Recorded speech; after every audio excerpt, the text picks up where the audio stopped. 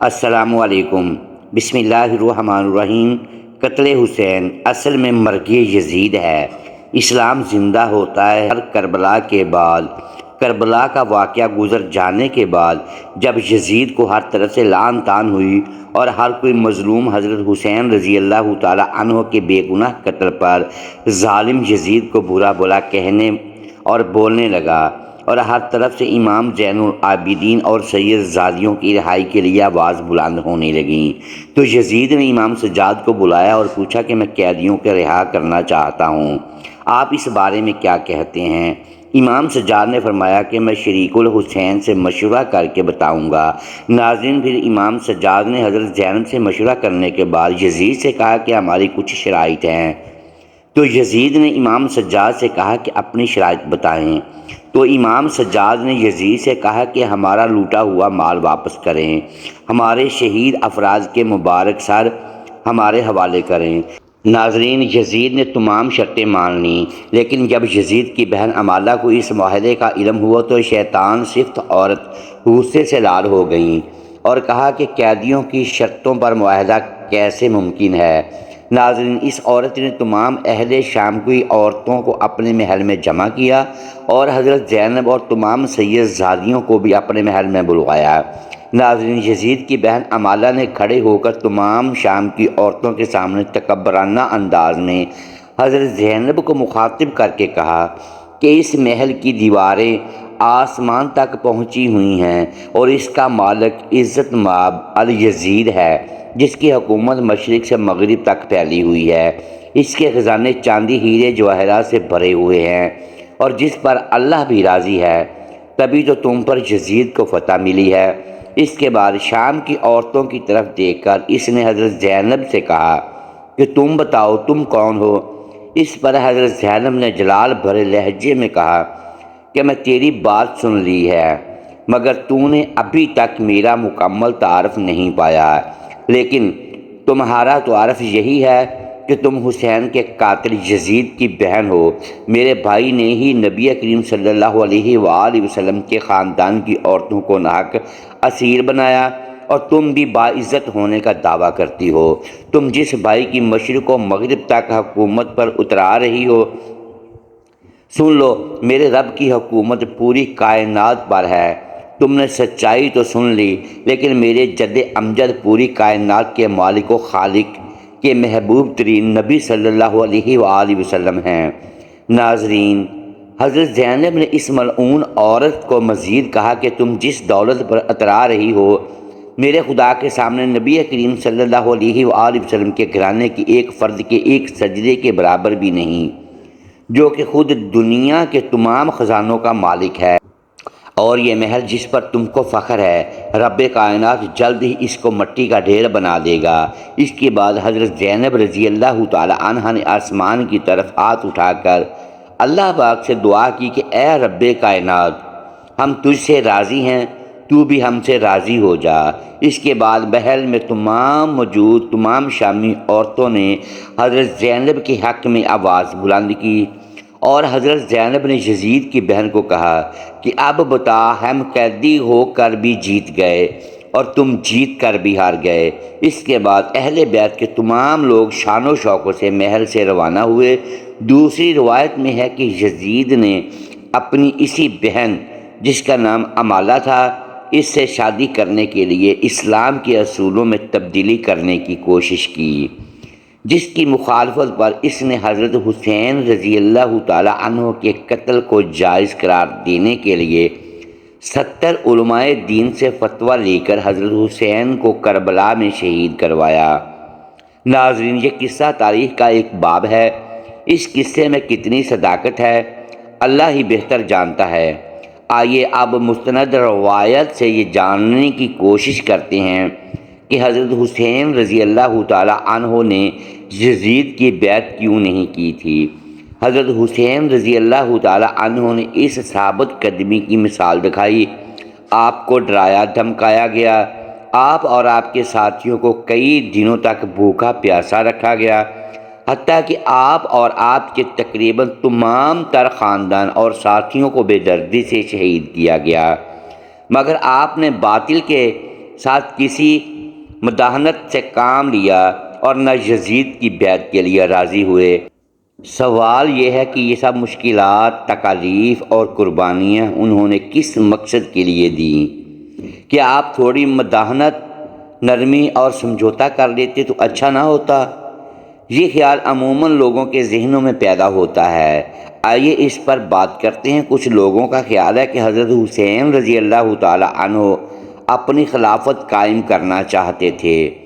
اس لیے یزیدی فوج سے جا ٹکرائے۔ یہ درست ہے کہ انہیں کوفہ اور دیگر علاقوں سے بلاوے آئے تھے کہ آپ آئیں تاکہ آپ کو خلیفہ منتخب کیا جا سکے۔ انہیں وسیع عوامی حمایت کا وعدہ کیا گیا۔ بزرگوں نے آپ کو سمجھایا بھی کہ یہ دھوکہ لگتا ہے، مگر آپ نے جانے کا قصد کر لیا تو خاندان کی اکثر مرد و خواتین بچوں سمیت آپ کے ساتھ عازم سفر ہو گئے۔ تاہم حکومت سے لڑنا آپ کی پیش نظر ہوتا تو آپ مناسب جنگی تیاری کر کے جاتے اور عورتوں اور بچوں کو ساتھ ہی نہ لے کر جاتے۔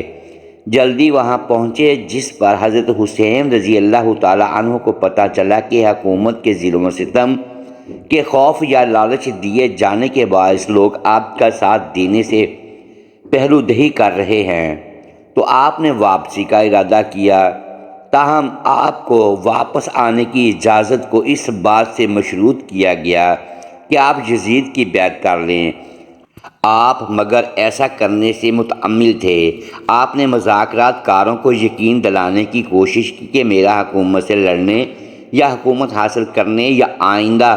بغاوت کرنے کا کوئی ارادہ نہیں، مگر وہ نہ مانے۔ کہا جاتا ہے کہ یزید کا خود حضرت حسین رضی اللہ تعالی عنہ اور ان کے ساتھیوں کو قتل کرنے کا ارادہ نہیں تھا، مگر ان کے سپہ سالار خود کو شاہ سے زیادہ شاہ کی وفادار ثابت کرنے کی کوشش کر رہے تھے۔ اس لیے انہوں نے صلح کی کوششیں ناکام بنائیں اور بالآخر امام حسین رضی اللہ تعالی عنہ کا سر تن سے جدا اور ان کے ساتھیوں کو خون میں نہلا دیا۔ جب یزید کو امام کا سر پیش کیا گیا تو کہا جاتا ہے انہوں نے آپ کے قتل پر دکھ کا اظہار کیا، لیکن دوسری طرف یہ بھی حقیقت ہے کہ یزید نے امام اور ان کے ساتھیوں کے قتل عام میں ملوث اپنے کسی عامل کے خلاف کوئی کارروائی کی ہی نہیں، انہیں کوئی سزا دی، بلکہ وہ اسی طرح اپنی عہدوں پر باقی اور ان کے معتمدر رہے جس طرح قتل امام سے پہلے تھے۔ دراصل اس وقت جو حکومت قائم تھی وہ لوگوں کی آزاد مرضی سے منتخب نہیں ہوئی تھی، بلکہ ایک موروثی بادشاہت تھی جو لوگوں کو اپنی بیعت پر مجبور کر رہی تھی۔ اسی طرح بالجبر حکومت قائم کرنے اور لوگوں کو بیعت و اطاعت پر مجبور کرنے کی اسلام اجازت نہیں دیتا۔ یہ امامت برحق نہیں تھی، لہٰذا حضرت امام حسین رضی اللہ تعالی عنہ نے سوچا کہ اگر وہ حق پر استقامت اور ثابت قدمی دکھانے کی بجائے یزید کی بیعت کر لیتے اور مصلحت گوشی پر مداحنت سے کام لے لیتے تو اس بات کا خدشہ تھا کہ رسول کریم صلی اللہ علیہ وآلہ وسلم کا مقدس نواسہ ہونے کی بنا پر اہل اسلام آپ کے طرز عمل کو امام باطل و فاسق کی زور و زبردستی والی بیعت کے لیے حجت سمجھ لیتے، اور یہ ایک بڑی نظیر بن جاتا کہ آپ اگر چاہتے تو مزاحمت سے کام لے لیتے اور ظاہری طور پر یزید کی بیعت کر لیتے۔ اس طرح آپ اور آپ کے ساتھیوں کی جانیں بچ جاتی ہیں، مگر آپ نے ایمانی غیرت کا مظاہرہ کرتے ہوئے رخصت کی بجائے عزیمت کا راستہ اختیار کرنے کا فیصلہ کیا۔ یوں انہوں نے سکھا دیا کہ موت یا کسی دوسرے نقصان کے خوف سے حق کو چھوڑ کر باطل کی حمایت کرنا مردوں کا شیوا نہیں ہے۔ لہٰذا حضرت امام حسین رضی اللہ تعالی عنہ نے امام باطل کی بیعت کرنے سے انکار کر دیا اور اپنی قولی اور عملی شہادت اور عظیم الشان قربانی کے ذریعے قیامت تک کے لیے لوگوں پر راہ عظیم مسائل قائم کر دی۔ آپ نے سکھا دیا کہ اگر آئندہ حق و باطل کے درمیان اس طرح کا معرکہ برپا ہو، حق و باطل میں ترجیح و انتخاب کا موقع آئے یا کوئی فاسق اور ظالم لوگوں پر بالجبر اپنی حکومت مسلط کرنے کی کوشش کرے تو آزادی قانون کی بالادستی، جمہوریت اور انسانی وقار کے علمبردار کسی مداحنت سے کام نہ لے، جرأت دکھاتے ہوئے حق کے ساتھ سینہ تان کر کھڑے ہوں اور باطل کے ساتھ کسی بھی طرح کی حمایت اور تعاون سے سری انکار کر دیں۔ حقیقت یہ ہے کہ حضرت امام حریت جواب وہ حکومت انسان دوستی اور حق و صداقت کے لیے کوشاں لوگوں کے لیے مشعل راہ ہے۔ یہاں یہ بھی جان لیجئے کہ کیا امام احمد بن حنبل نے یزید بن معاویہ کے کفر کا فتویٰ دیا ہے؟ اس حوالے سے امام احمد بن حنبل رحمۃ اللہ علیہ کے بیٹے نے ان سے یزید کے بارے میں سوال کیا تو آپ رحمۃ اللہ علیہ نے جواب دیتے ہوئے ارشاد فرمایا، میرے بیٹے، کیا ایسا ممکن ہے کہ کوئی اللہ پر ایمان رکھنے کا دعویٰ کرے اور پھر یزید سے بھی دوستی رکھے، اور ایسے شخص پر میں احمد بن حنبل لعنت کیوں نہ کروں جس پر قرآن میں اللہ نے خود لعنت کی ہو؟ فرزند نے عرض کیا، قرآن میں کس جگہ اس پر لعنت ہوئی ہے؟ تو انہوں نے جواب دیا کہ اللہ کے اس فرمان میں، پس اے منافقیو، تم سے توقع یہی ہے کہ اگر تم قتال سے گریز کر کے بچ نکلو اور حکومت حاصل کر لو تو تم زمین میں فساد ہی برپا کرو گے اور اپنے ان قرابتی رشتوں کو توڑ ڈالو گے جن کے بارے میں اللہ اور اس کے رسول صلی اللہ علیہ وآلہ وسلم نے مواصلت اور مودت کا حکم دیا ہے۔ یہی وہ لوگ ہیں جن پر اللہ نے لعنت کی ہے اور ان کے کانوں کو بہرا کر دیا ہے اور ان کی آنکھوں کو اندھا کر دیا ہے کہ قتل امام حسین سے بڑھ کر بھی کوئی فساد ہو سکتا تھا۔ یزید کی ابتدائی زندگی اور حالات و واقعات اور اس کی زندگی پر اگر نظر ڈالی جائے تو معلوم ہوتا ہے یہ نوخیز اور الگ قسم کا نوجوان ہے۔ مسلمان گھرانے میں پیدا ہونے کے باوجود اسلام کی اصل روح سے روشناس نہ ہو سکا تھا۔ یہی وجہ ہے کہ وہ اسلام اور اسلامی تعلیمات سے یکسر بازی تھا، اور دینداری سے ہٹ کر اگر انسانی اقدار و قوانین کی بات کی جائے تو اس نے اس کو پامال کرنے میں کوئی کسر نہ چھوڑی تھی۔ یعنی وہ اعلانیہ اپنی ماں، بہن، بیٹیوں تک کو شہوت کا نشانہ بناتا اور ان کے ساتھ نکاح کو جائز قرار دیتا تھا۔ بیان کیا جاتا ہے کہ حضرت عبداللہ بن حنظلہ رضی اللہ تعالی عنہ مدینے کے ان بزرگوں یعنی سرداروں میں سے تھے، اور آپ اس وفد کا حصہ تھے جو اہل مدینہ کی طرف سے یزید کے حالات معلوم کرنے کے لیے یزید کے پاس گئے تھے۔ آپ کے ساتھ آپ کے 8 بیٹے بھی تھے۔ وہاں سے واپسی پر یزید نے آپ کو بطور خوش آمدید 1 لاکھ درہم دیے اور آپ کے بیٹوں میں سے ہر ایک کو 10-10 ہزار درہم دیے۔ اس کے علاوہ انہوں نے سواریاں اور خلطیں بھی دیں۔ جب حضرت عبداللہ مدینہ پہنچے تو لوگ پوچھنے لگے کہ بتائیں وہاں کی کیا خبر ہے؟ آپ نے یزید کو کیسا پایا؟ آپ نے فرمایا، میں ایک ایسے شخص کے پاس سے آ رہا ہوں، اگر میرے ان بیٹوں کے علاوہ کوئی بھی میرا ساتھ نہ دے تو میں پھر بھی اس سے ضرور جنگ کروں گا۔ لوگوں نے کہا کہ ہم نے تو سنا ہے کہ اس نے آپ کی خوب عزت و توقیر کی اور آپ کو کچھ مال و متاع سے بھی نوازا۔ آپ نے فرمایا، ہاں یہ تو اس نے کیا، اور یہ سب کچھ میں نے اس لیے قبول کیا کہ اس کے ساتھ میں اس کے خلاف تقویت حاصل کروں گا۔ یہ سن کر لوگ بھڑک اٹھے اور آپ کے ہاتھ پر بیعت کر لی۔ ایک زمانے میں اہل مدینہ نے بنو امیہ کو مدینہ منورہ سے نکال دیا اور اعلانیہ یزید کی برائی بیان کرنے لگے۔ سامنے یزید کے خلاف حضرت عبداللہ بن حنظلہ کے ہاتھ پر بیعت کر لی۔ پھر حضرت عبداللہ نے فرمایا کہ اے قوم، خدا سے ڈرو، پس خدا کی قسم ہم نے اس وقت تک یزید کی بیعت نہیں توڑی، یہاں تک کہ ہمیں خوف ہوا کہ ظلم اور زیادتی کے سبب کہیں ہم پر آسمان سے پتھر نہ برس پڑیں۔ یعنی برائی بہت عام بڑھ گئی، کیونکہ یزید ایک ایسا شخص تھا جو ماں، بیٹیوں، بہنوں کے ساتھ نکاح جائز کر دیتا تھا اور شراب بھی پیتا تھا۔ علامہ ابن حجر مکی رحمۃ اللہ علیہ نے تو اس روایت میں یہ بھی اضافہ کیا ہے کہ یزید وہ ظالم شخص تھا جس نے رسول اللہ صلی اللہ علیہ وآلہ وسلم کی اولاد کو شہید کیا۔ ناظرین، یہ ایک متفقہ روایت ہے جو تاریخ کی درجنوں کتب میں موجود ہیں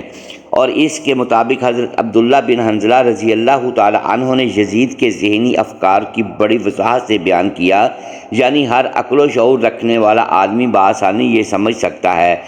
کہ یزید کے دل و دماغ میں ہر وقت کس قسم کے خیالات سے سوار رہتے ہوں گے، اور وہ سید زادیوں اور امہات المومنین وغیرہ کے متعلق بھی کس قسم کا ذہن رکھتا ہوگا۔ چنانچہ ایک مرتبہ تو اس نے وہ غلیظ حرکت کر ڈالی کہ جس کا معاذ اللہ کبھی کوئی مسلمان سوچ بھی نہیں سکتا، یعنی اس نے سیدہ ام المومنین حضرت عائشہ صدیقہ رضی اللہ تعالی عنہا کو ہی عقد کا پیغام بھیج دیا۔ اس وقت سیدہ ام المومنین بڑھاپے میں تھیں اور آپ رضی اللہ تعالی عنہ کی وفات میں تھوڑا ہی عرصہ رہ گیا تھا۔ یزید لعین کا پیغام نکاح جیسے ہی ام المومنین حضرت عائشہ صدیقہ رضی اللہ تعالی عنہ تک پہنچا تو مدینہ بھر میں اس کا شور برپا ہو گیا۔ تمام اکابرین اسلام نے قرآن مقدس سے نصرچ دکھا کر اس بدبخت یزید کو بہت کچھ لعنت و ملامت کی۔ یہ بات جب یزید کے والد معاویہ تک پہنچی تو آپ رضی اللہ تعالی عنہ نے نہ کسی طرح اس بڑھتے ہوئے فتنے کو اپنے انتقام پر خاموش کر کے روک دیا اور ہرا دیا، یعنی معاملے کو طول دیے بغیر ہی کسی کو خاموش کرا دیا۔ اس واقعہ کا ذکر شاہ عبدالحق رحمۃ اللہ علیہ نے اپنے مشہور زبانہ کتاب مدارج النبوت میں اس مقام پر کیا ہے کہ یزید کے جوان مرنے کی وجہ لکھی ہے۔ آپ لکھتی ہیں کہ ایک تو یہی ہے کہ اس بدبخت نے حضرت ام المومنین سے عقد کی کوشش کی، اور دوسرے یہ کہ اس نے حضرت امام حسین رضی اللہ تعالی عنہ کا خون ناحق بہایا۔ ہم مزید دیکھتے ہیں کہ خداوند عالم امہات المومنین کو رسول اللہ صلی اللہ علیہ وآلہ وسلم کا تعظیم و تکریم کے لیے امت پر حرام گردانا ہے، اس لیے یہ عورتیں جنت میں بھی پیغمبر خدا کی زوجیت میں ہوں گی۔ چنانچہ ایک کتاب میں ہے کہ ایک دفعہ طلحہ بن عبداللہ نے کہا تھا کہ پیغمبر خدا کی وفات کے بعد میں بھی حضرت عائشہ صدیقہ رضی اللہ تعالی عنہ سے نکاح کروں گا۔ چنانچہ طلحہ کے اس ارادے پر اللہ تعالیٰ نے قرآن مقدسہ کی وہ آیت نازل فرمائی جن میں کہ ازواج رسول صلی اللہ علیہ وآلہ وسلم سے نکاح سے منع فرما دیا گیا۔ آپ آگے مزید لکھتے ہیں کہ بعض کتب میں یہ بھی لکھا ہے کہ یزید ملعون نے بھی ام المومنین حضرت عائشہ سے فقط کی خواست گاری کی تھی، تب لوگوں نے اسے یہ آیت پڑھ کر سنائی اور وہ رک گیا۔ ناظرین، یہ غلیظ حرکت کس بنا پر تھی اس کے بارے میں ہم کچھ نہیں کہہ سکتے، مگر اتنا ضرور کہیں گے کہ وہ لوگ جو یزید کو مصالحین امت میں کھڑا کرنے کی کوشش کرتے ہیں اور حافظ قرآن و قاری یہ حدیث ثابت کرنے کی کوشش کرتے ہیں تو وہ ذرا ہوش کے ناخن لیں، کیونکہ اگر وہ یزید ملعون قرآن و مقدس کے احکامات پر ایمان لاتا تو اس کی آنکھوں میں جناب رسول اللہ صلی اللہ علیہ وآلہ وسلم کی عزت و توقیر ہوتی اور وہ کبھی بھی ایسی ناشائستہ حرکت کرنے کی جرت نہ کرتا۔ اللہ پاک ہمیں برے عمل سے بچائے اور ہمارا خاتمہ ایمان پر لائے، آمین۔ محترم ناظرین، امید ہے آج کی یہ ویڈیو آپ کو پسند آئی ہوگی۔ ناظرین گرامی، اگر اس ویڈیو میں دانستہ یا دیدہ دانستہ الفاظ کی درستگی ہم نہیں کر پائے تو ہم آپ سے معذرت خواہ ہیں اور اللہ کے حضور معافی کے طلبگار ہیں۔ محترم ساتھیو، ویڈیو کو لائک کیجیے اور اپنے اس چینل کو سبسکرائب لازمی کیجیے اور بیل آئیکن پریس کر دیں تاکہ ہر نئی آنے والی ویڈیو آپ تک بروقت پہنچ سکے اور ہماری حوصلہ افزائی ہوتی رہے۔ شکریہ، اللہ حافظ۔